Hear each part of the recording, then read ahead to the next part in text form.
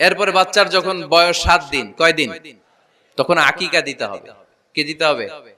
আকিকা দেন আপনারা নাকি কুরবানির জন্য রেখে দেন?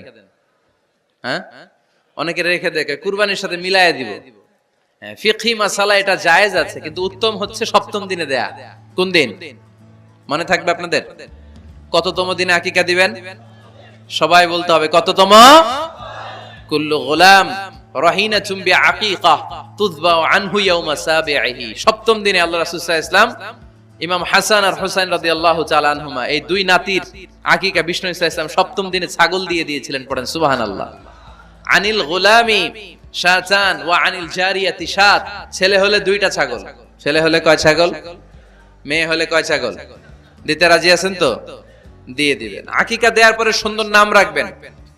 যেদিন আকিকা ওই দিন নাম।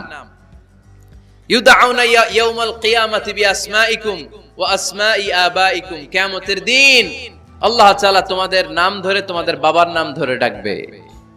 আল্লাহ বলবে, মিজানুর রহমান ইবনে আলী আহমদ ইবনে জাইনুল আবেদিন, দাঁড়াও দাঁড়াও, বাবার নাম দাদার নাম বলে বলে আল্লাহ ডাকবে, দাঁড়াও।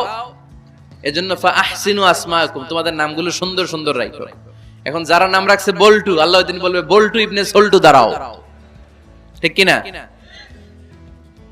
তো বল্টু ইবনে সল্টু ইবনে জন্টু, তখন বল্টু সল্টু জন্টু, দাদা বাবার ছেলে দাঁড়াবে ওই দিন। তো এই কোটি কোটি মানুষের সামনে বল্টু নামটা শুনতে আপনার ভালো লাগবে?